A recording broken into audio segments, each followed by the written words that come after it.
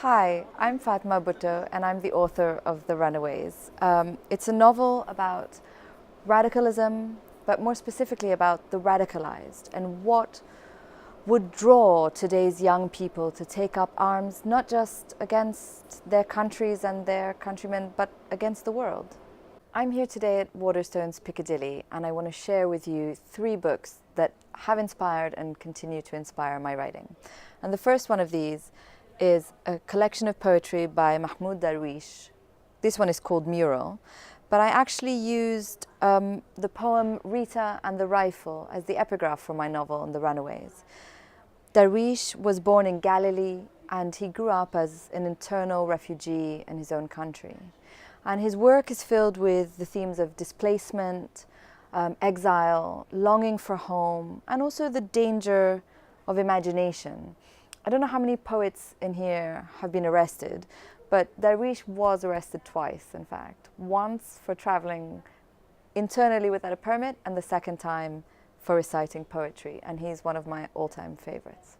My next choice is James Baldwin, and specifically The Fire Next Time. James Baldwin is a revelation for a reader, and I remember the first time I read anything of his, it was in fact this book. My grandfather had this beautiful library at home in Karachi, and he loved Baldwin, and I went in there and took this book down and was set ablaze by not only the beauty of Baldwin's prose, but also his bravery and his boldness in confronting inequality, racism, structural, systematic racism, imperialism. I mean, he writes beautifully about everything, even film.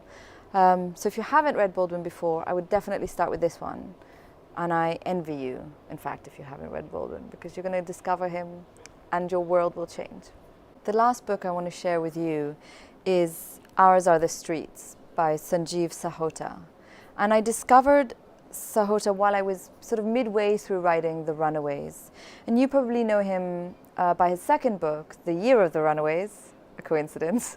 But this is his first book, and it goes from Sheffield to Lahore to Afghanistan, and it's just a sublimely written book. It's so tightly crafted, there's so much suspense, and it's about similar issues as my own, about lives that are changed by loss, by anger, by pain, how families are disrupted and broken, and also the alienation of belonging and not belonging in the world of today.